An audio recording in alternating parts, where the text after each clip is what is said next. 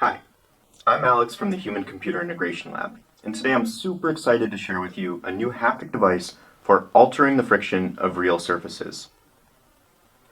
Here we can see our user wearing a mixed reality headset, and he's playing this driving game by sliding his finger on the table.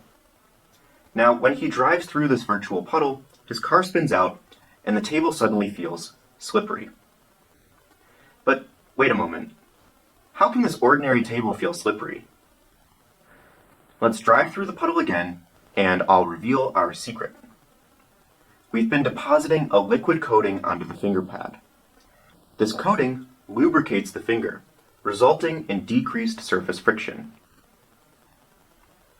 We call our approach Stick&Slip, and this is something that we, myself, Jacob, and Pedro, have been exploring here at the University of Chicago. Our work is motivated by friction's importance to our tactile understanding of the world, and that liquids offer a great solution to altering friction. As an example, when I grab this glass, my finger pads immediately feel its surface friction, and I know exactly how strongly I need to grasp it in order to pick it up without it slipping. Now, if the glass were wet, I know that I need to grip it harder, because its friction is reduced and the glass is more slippery.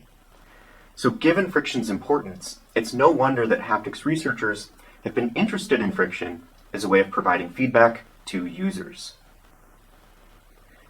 There have been two primary ways that researchers have controlled surface friction. The first is ultrasonic vibration, where vibrating a surface very fast causes the finger to contact the surface for less time, thereby reducing the friction. The other is electrostatic adhesion, where charging the surface with the voltage attracts the finger to the surface, thereby increasing the friction.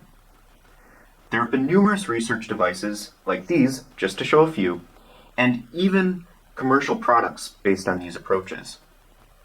However, neither of these look like the example of grabbing a glass or any other everyday object. They're usually just added to special purpose devices like tablets. So let's consider this challenge. We want to alter the friction of everyday objects so that anything we touch can have friction feedback. We could start by simply adding these types of actuators into the objects themselves. But this is impractical. We cannot cover every single surface with haptic actuators. They're expensive and they're power hungry, and they would need to be customized for every object's geometry. The list goes on. Moreover, to both increase and decrease the friction, you'd need to combine both of these actuators into a single device. So while these traditional approaches are perfect for tablets, they don't work very well for everyday objects. To overcome these limitations, we looked beyond the scope of these traditional actuators toward liquid coatings. In our approach, we deposit small droplets of liquid onto the side of the finger. These coat the finger pad and create an interfacial layer between the finger and the surface.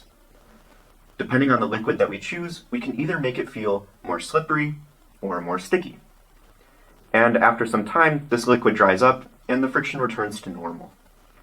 So our device can do both increasing and decreasing friction within one self-contained actuator.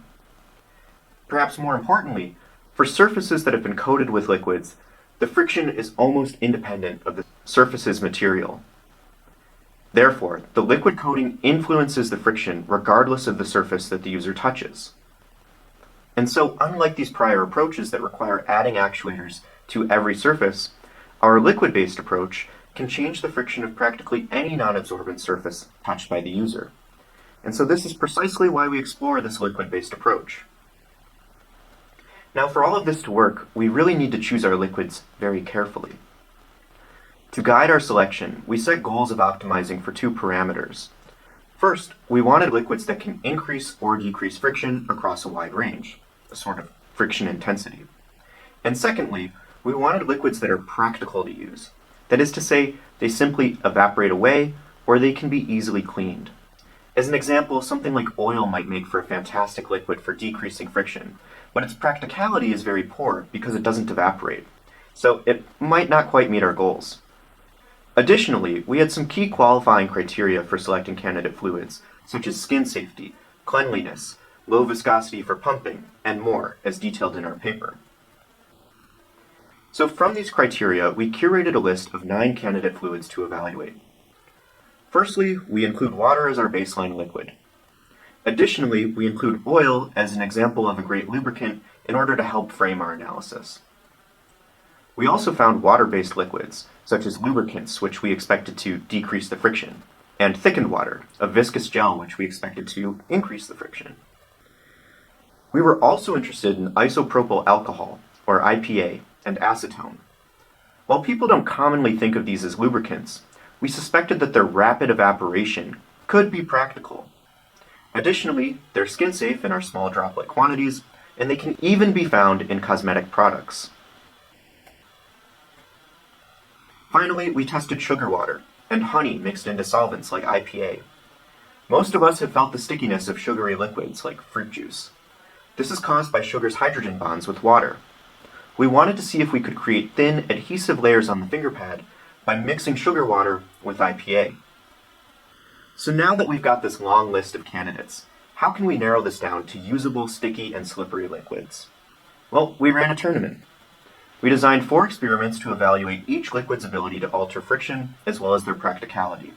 So let's start by looking at the influence each of these had on friction. To evaluate the effect of each liquid on friction, we built a sliding mass tribometer to emulate the friction of a finger during a light, exploratory touch. It consists of a sliding mass with an elastomer skin to emulate that of a finger, connected to a hanging mass via a fishing line and a pulley. By adding weight to this hanging mass, we can see how much force it takes to overcome the friction between the sliding mass and the surface. We can then estimate coefficients of friction by measuring the hanging mass required to cause sliding, as well as the acceleration of that sliding mass. And by adding droplets between this elastomer and the acrylic, we can study the effects of the different liquids on friction. So here's the plot of results for static friction. The x-axis shows the change in static friction compared to the no-liquid baseline. Bars that go to the left indicate a reduction in friction, while bars that go to the right indicate an increase. Looking at our baseline of water, we can see a slight reduction in static friction. The greatest decrease in friction came from oil, followed by IPA, acetone, and water-based lubricant. The greatest increase in friction came from sugar water, followed by the honeys and IPA, and thickened water. We see a similar trend for the kinetic friction. Excitingly, we find that we can modulate friction by more than 50% in either direction using liquids. Another exciting and perhaps unexpected result is that the acetone and the IPA were nearly as lubricating as the oil. So now we want to cross-examine these friction performance results with a measure of practicality. Let's look at evaporation. To measure the evaporation, we pipetted a droplet onto a weigh tray and measured the mass over time. Here are the results, where the x-axis shows the percent of liquid that remains at a given time, either after 5 minutes or an hour. Looking first at our baseline reference of water, we can see that even after an hour, most of the water is still there. And this trend is generally observed for all of the water-based liquids. In contrast, nearly all IPA and acetone have evaporated away in just 5 minutes. In the case of the honey that's been mixed into IPA, we observed that the IPA evaporates out of the mixture, leaving just the sugar residue behind, which corresponds to its weight concentration. At this point, we can easily eliminate unsuitable fluids like oil and water-based liquids because they just don't evaporate as quickly as we'd like. This leaves us with liquids that both generate slippery and sticky changes in friction, but are also practical to use. For slippery, we have acetone and IPA, and for sticky, we have the honeys mixed with IPA. Please see our paper for further characterization. For example, we show that these sticky liquids can be washed away easily with a similarly sized droplet of water. Now, to leverage these friction effects in an interactive device, we built a wearable droplet generator. The user wears our custom PCB, battery, and antenna on their wrist. Additionally, they wear 1 milliliter vials of our slippery and sticky liquids.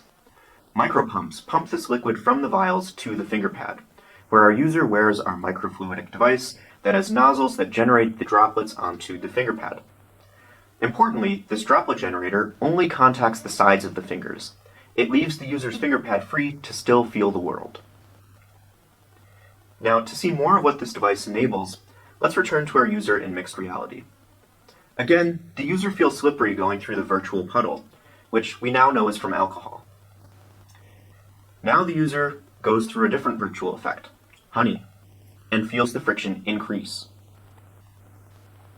In this case, we're depositing our sticky liquid, IPA mixed with honey, in order to render this honey's increased friction on the table.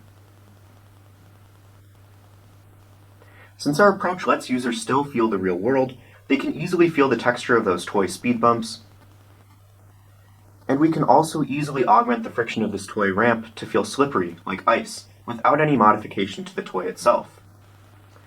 This would be impractical to do with electrostatics or ultrasonics, due to requiring custom actuators on every surface. With our approach, every non-absorbent surface can have its friction altered by our wearable. And so, while I use mixed reality props here as an example, we can alter the friction of everyday objects. So we actually brought in participants to try out this exact mixed reality scenario. They're playing this game while wearing our device. For both a no haptics baseline and the stick-and-slip condition, participants rated their sense of immersion, enjoyment, and sensory engagement. Here are the results. We found that stick-and-slip provided a more immersive, enjoyable, and engaging experience than the baseline. These ratings are further supported by comments from the participants. For example, in support of improved immersion, one participant remarked that seeing the visuals line up with the feeling led to better immersion, and another said, "If I were driving through ice, it's how I'd expect it to be." Similarly, for enjoyment and sensory engagement, another participant mentioned that stick-and-slip sparked more childish excitement. While a potential novelty effect might be expected, all participants ended up preferring stick-and-slip, which gives some indication that participants felt that the fluids were not unpleasant and did in fact add to their experience. These initial results are very promising, and feedback from participants informs some more important future work to address, such as improving the onset speed of the stickiness and removing residue, though only 2 participants commented on this. So we found a few domains where this approach is useful. In addition to mixed reality, we've also been exploring tool use and prop-based virtual reality. For example, this user uses it to assist him opening a step container. At first, he's struggling to open it, so he now uses his watch to deposit sticky liquid on demand. As the friction increases, his grip improves, and now he's able to open the container. This is also compatible with prop-based VR, where we can render haptics of a broken water pipe directly onto a physical prop, like this PVC pipe. So here, he can feel the slipperiness of the water, but when he goes to seal up the pipe with some putty, he can now feel the stickiness of that sealant on the pipe. Today I've shown how we can get friction feedback out of these special purpose devices and onto everyday objects. This opens up applications in mixed reality, prop-based VR, and even using tools. We achieve this by thinking outside the box of traditional actuators. Now, unfortunately, it isn't just friction-based haptics that's been constrained to special purpose devices, but also more typical things like vibration, heat, and more. My PhD research has focused on this question. How can we make haptics scale to be ubiquitous? That is, how can we give haptic feedback to every object in our environment? Well, we've seen sensing weaved into our daily lives. We can't yet say the same for haptics. And I argue that this is because we've largely been limited by these stock actuators, like vibromotors and Peltiers, and that we need new kinds of haptic actuators designed specifically with scale in mind. For example, in Magnet.io, I re-engineered vibration actuators into passive patches that can be distributed throughout environments and without batteries. In Thermal Grasp, I developed thermal feedback devices that can overlay temperature sensations onto real surfaces. Now, to conclude, I want to emphasize that these approaches may be unconventional, but maybe that's exactly what we need to push haptics into ubiquity. I'd like to thank you all for your attention, and thank you to my amazing collaborators, Jacob and Pedro, for really enabling this work.